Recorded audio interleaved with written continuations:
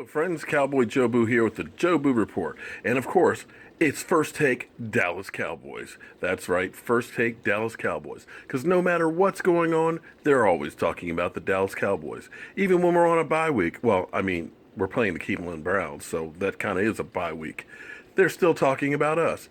Seems like they're trying to make an issue where there isn't one. So let's go to the tape. Oh, but before you do, thank you for being part of the Joe Boo Report. And if you haven't subscribed yet, click on the picture of me and Sean Lee, and you can be part of the Joe Boo Report. Let's go to the tape. Controversy in Dallas could be brewing as Tony Romo inches closer to being able to play, and Dez Bryant is impressed with what he's seeing from Romo. Quote, "He was good. His passes looked like a little missile. He's looking damn good. I'm pretty sure he's just trying to ease himself in, get his mind right, all that stuff. He's been working. I'll give him that. He lost some weight. I thought I saw a couple of abs on him." Gotta love that comment. They say you can't serve two quarterbacks, we'll say, for this situation. And we know Dez wants the ball. Will Kane now with us? Thank you so much for joining us. Always good to see you. You look very good. With you. You just heard Dez basically saying that Romo's throwing missiles. Do you think he should be saying this when Dak is currently a starting quarterback? I do not. I don't agree with that at all, simply because of the way Dak is flowing right now. I understand why Dez is saying it, because obviously the best years of his career have been with Tony Romo throwing him the ball. That's predictable. We understand that. But at the same time, Tony Romo hasn't played all year long. Dak has led this team to 6 consecutive victories. Obviously, it's a dicey situation for all involved to be in, for Dak Prescott to be in, for Tony Romo to be in, watching this young stud on the come up when he's 36 years old and has had about 3 or 4 back injuries over the last several years. It's a dicey situation for Jerry Jones because that's his adopted son. It's a dicey situation for Stephen Jones because he knows that Daddy Jones loves the adopted son that is Romo. It's not a comfortable situation for everybody to be in, and you opening your mouth highlighting how Tony Romo is looking may galvanize those Romo supporters and create somewhat of an uncomfortable environment for a young rookie in Dak Prescott who's done nothing to deserve anything but the greatest level of support that you could possibly muster simply because of the way that he has performed this year. So again, it's not a crime. It's not something that Dez Bryant should be excoriated for, but it is something that has you scratching your head and saying to yourself, I understand why you did it because Tony Romo's your man, and you obviously look good when Tony Romo is on the field for you because he's proven that to you. But right now, the way things are flowing, why would you put this young kid, Dak Prescott, in that kind of situation, understanding how those words coming from you could be interpreted or misinterpreted? It wasn't cruel, but I just think it was unnecessary. No. This comment, first of all, is about as benign as it gets. Dez Bryant said what he said because he was asked what he was asked. If you're asked, hey, how's Tony Romo throwing it? What are you going to say? No comment? Or worse, like, oh, I don't know, he looks still a little injured to me. He answered the question that was asked, and he said, oh, he's showing a few abs and he's slinging missiles. It's about as benign as it can possibly get. And by the way, Dak Prescott isn't so fragile as to get his feelings hurt about whether or not Tony Romo is throwing missiles. This entire team isn't as fragile as Stephen A. Smith would have you believe that they are. Watch these videos. You can see them online. There's loops of Tony Romo giving Dak Prescott advice on whether or not blitzes will come again from the Eagles or not. He's supporting Dak all the way through. There's some articles put out by Mike Fisher on Scout talking about this team has unique strength and chemistry, buying each other dinners, rookie dinners that the entire team shows up to, rookie dinners that the entire team splits a $55,000 bill for, getting together voluntarily on their bye week to hang out. This team has something special going on. It's not fragile. It's not capable of being disrupted by a random comment. That being said, Tony Romo should replace Dak Prescott. He is the better quarterback. The numbers bear it out. Let's get to that in a second. Let's get that in a second. Let's get that because I think that's one at a time. Yeah, let's take it one at a time. First of all, I agree with Will here. That's a good problem to have. They have 2 good quarterbacks. So it's not a problem even at all.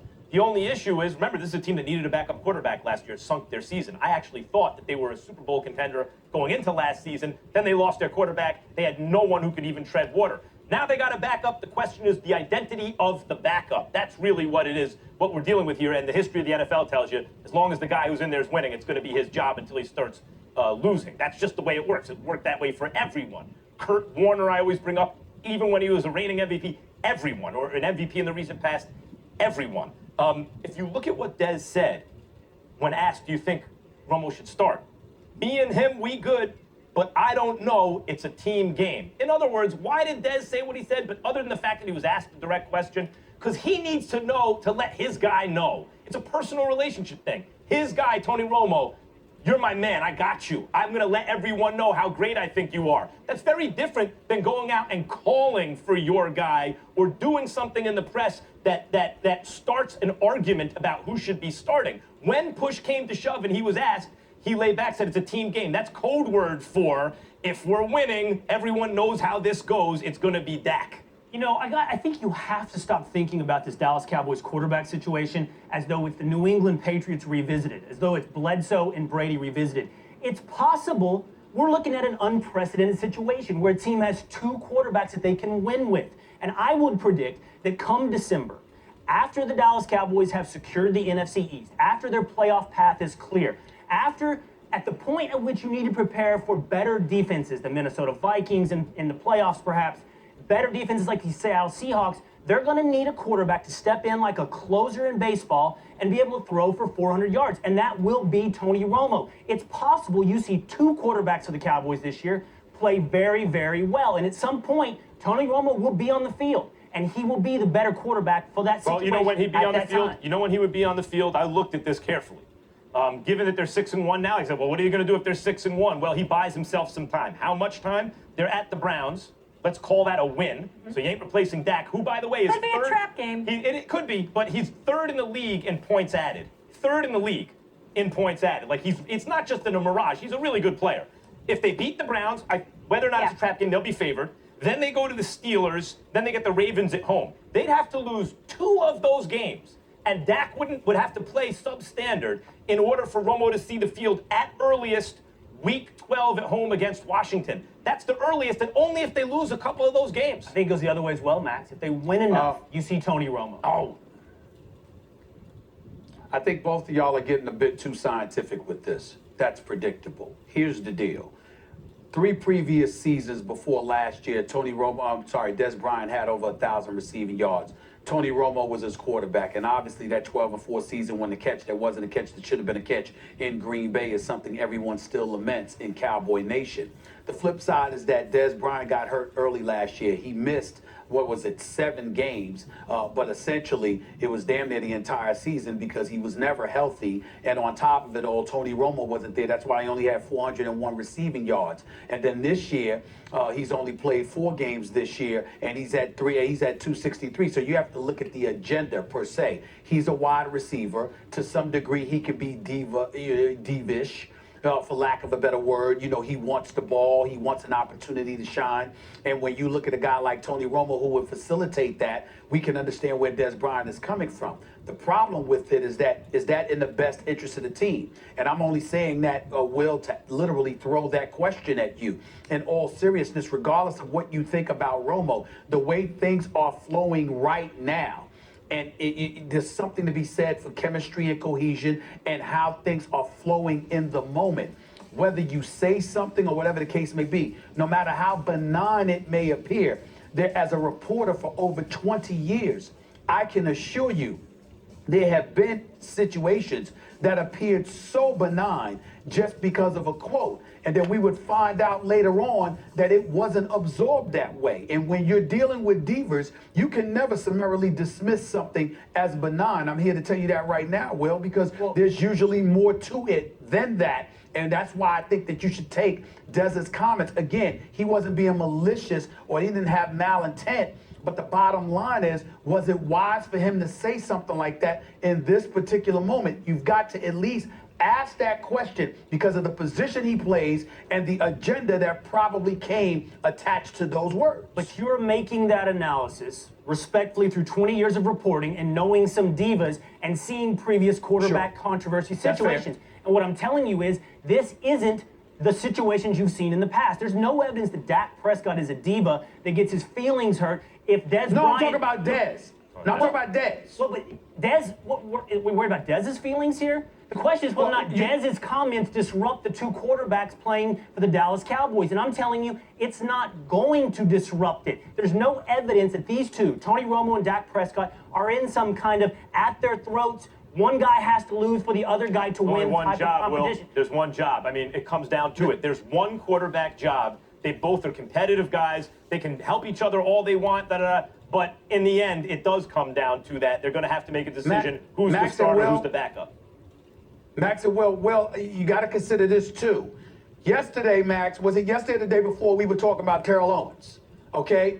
Yesterday. We were talking about Terrell Owens in this situation. Not exactly, but Terrell Owens had issues with Tony Romo and ultimately Jason Witten because he felt, Terrell Owens had issues with Romo and then Jason Witten because he ultimately felt like he was the odd man out.